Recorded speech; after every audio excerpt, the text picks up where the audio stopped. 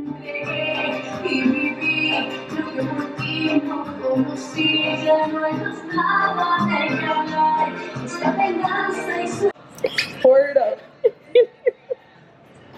Small bottle, you know what I'm saying? Very small bottle. No, we. Oh my lord. You ready to go? Okay, thank you. Gotta, why me? Oh, thank you. Okay, well, You're talking to the lady. okay, so the lady's gonna get one. I. Just for fun, because we don't like. Oh What are you talking about? yes. What do you mean no? What is happening right now? I don't know. You guys tell me what's happening. What is happening? I don't know. You tell You tell me. I don't know. Let's go. Let's Okay. just go with it. Let's go. So, let's Come on. ready? To good times. To good times. Hey, Cheers. woman. Good times. Salud. Yes, my friend. Fuck yeah. Why isn't our life normal?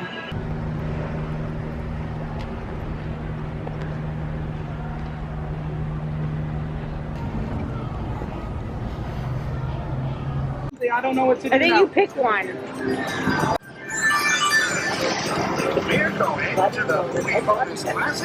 Just casual. Just a casual day on the block. All right. So I've been thinking a lot about how people treat me. I think that people actually believe it's because I wear makeup, because I dress well, because I get my nails done, that this is why people are the way they are with me. I'm gonna be honest with you, it's not. I have had this attention ever since I was a teenager. And when I was in high school, I barely wore any makeup and I got the same attention. I can dress down. I've been out in sweats and glasses and flip-flops and still got free drinks, you guys. So I know that when we are envious of somebody, we want to break them down. We want to tear them apart. We want to say they're not as great as they are. We want to say, oh, well, if she didn't wear makeup, then she wouldn't get this attention. Simple and easy for you. Yeah, easy excuse for you because you don't have it happen to you. Trust me, it's not that I'm wearing makeup, because when you wear makeup, it doesn't happen, so let's be honest. I mean, do you guys just think I'm rich or something? Because I'm not. You realize I drive a Honda, right? Not a Lamborghini? I've always been this person. I don't know how to be anything else. It's just who I am. And I feel silly like having to keep explaining this, but it like keeps coming up as like an issue. So now we are having a winter storm warning. And it is 30 degrees now. It looks like it's gonna get into the 20s later on. Well, look, it definitely snowed last night.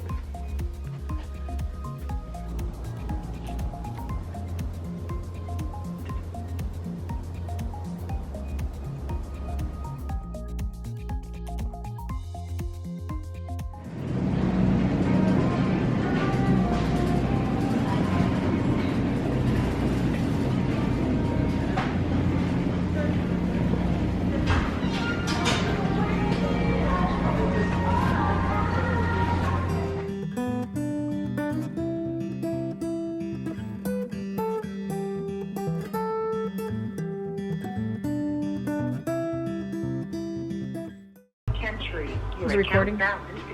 Yeah, we're about to talk.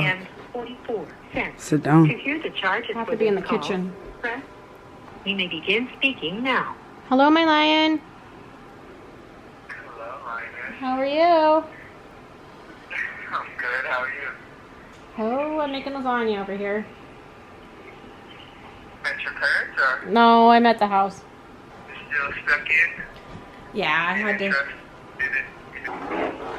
you videoing you making the lasagna? Yeah, Yeah. Is anybody coming up to keep you? I have someone with me right now. Oh, might you have? Who do you think's with me? Yeah. Yeah.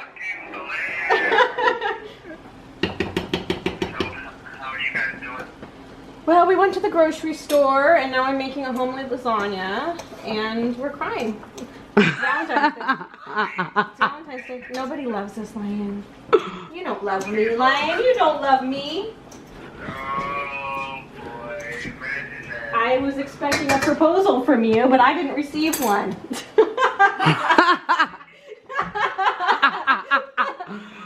Lion from where? From prison? Video visit. Lion from where?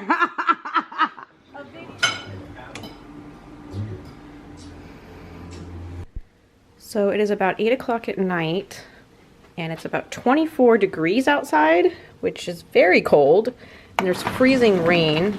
You can hear it, it's freezing rain.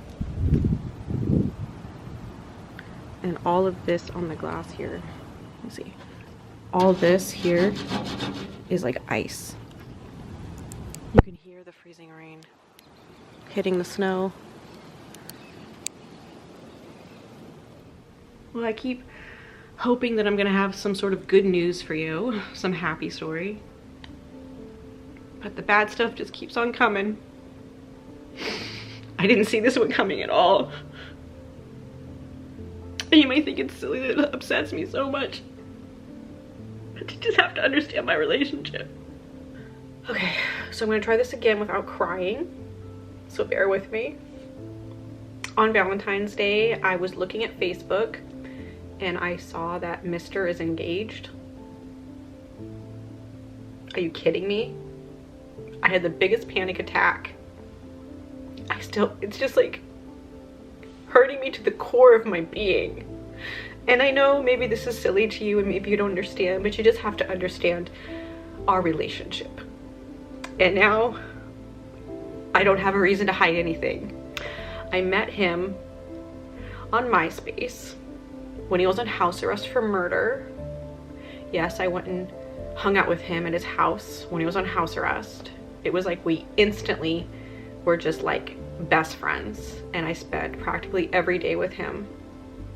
We went through a murder case together. He beat his murder case. And then we got a place together, the place I live in now. We lived there for 10 years. I trusted him with everything. He has this way about him that I think people think is special to them, but it's just who he is. He's very hospitable. He always is, you know, he agrees with everything you say just to get along, okay? It's nothing special. And I don't really know what happened with the relationship factor, like romantically, because we used to be that way and then we weren't for years.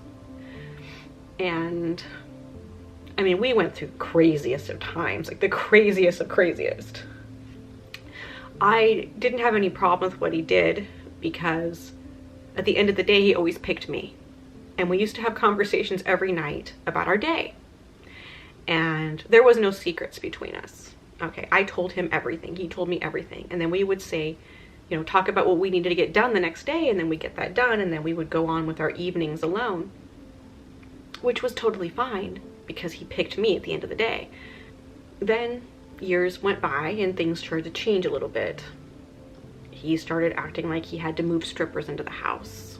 It felt very disrespectful, it felt invasive. I worried about people touching my stuff, things getting stolen. I was just not having those conversations with him anymore. We just stopped having those conversations and I started feeling like a disconnect. And then I started feeling like he didn't pick me anymore. And I didn't understand what was going on because I'm, you know, always been the same person. You know, I had lost a bunch of weight and I had tried to make myself even more glamorous. I know you didn't see me before, but I have really done a lot of work on myself.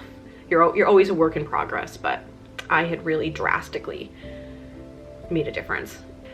So it just started feeling like my personal space was being invaded because he had people over all the time. You know, I live there. Sometimes I don't feel well. Sometimes I don't want to have company over. Sometimes I don't want to entertain. So I'm going to try to give you the short version of a very long story and hope I don't forget anything important. I'm sure I will, but here we go. I got in a car accident and I almost died. The driver was a manager of a club. Mr. would not come to the hospital to get me. I had stitches in my head, had blood pouring down my face. It was a crazy, crazy story, and one day I will tell you that story. It's like another scene out of a movie. It's like the car accident, it was the end of everything. That's like what changed everything. I was a passenger in a car, and I'm blamed for it. So yes, he had killed his last roommate, and you know, sometimes when he would get out of hand, I would jokingly say, well, you might have killed your last one, but this one's gonna get ya, as a joke, you know. You know, we were the closest that you could be. At least I always thought so, and I considered him to be my best friend, and he told me I was his best friend, and there was no reason for that to ever change. I supported him having his strip club contests. I supported his vagina mobile that sat in my driveway multiple times. You know, I had to ride around in that car to the grocery store, you know. It wasn't like a normal life, and as much as I enjoyed the reaction. So he would kind of secretly try to move in strippers without talking to me about it, and it felt disrespectful, and I couldn't take it anymore. I had almost died in a car accident. I was having a mental breakdown because I was very aware of almost dying. It was like my soul was unstuck from the inside, and I needed him as my friend. I needed to have those conversations. I needed his support. I didn't want to entertain people in the house. So I warned him, and I said, well, if the stripper's gonna be here, this is my house, it's not okay. You know, I paid the bills here. So I kicked her out. It caused a huge problem. And then he showed up with a U-Haul and unloaded the house without talking to me about it. The day we were supposed to sit down and have a real conversation was the day he showed up with the U-Haul. Here's the craziest thing of them all. He looked at me when he was unloading the house like he didn't know who I was. He looked me straight in the eyes, and we had lived together for 10 years. He looked at me like he didn't know who I was. He's gonna deny this. He's gonna say it's not true. He's gonna say I'm crazy. But I know him better than anyone else. And the reason why he might not have wanted me around sometimes is because Dick Hennessy is a character he plays. It's not really him. It's a character. I know who he truly is. And he might not have been able to play his character, having me around, knowing he's acting. So there you go. Do I believe he really wants to get married? I don't know, because he doesn't believe in marriage. He doesn't like children. He is against it. All right, well, I don't want to say too much and get myself in trouble here. And I don't want there to be a misunderstanding, okay? I love Mr. very much. He's one of the very few people that I love deep inside my soul. And it is so painful for me to get this news. It just hurts. It's all it is. I'm just hurt. And at some point I'll get over it, but right now it's just fresh and painful. All right, wild animals, if you haven't already, remember to like and subscribe, and remember to always have patience with people, because we are all going through something. All right, I will see you next time.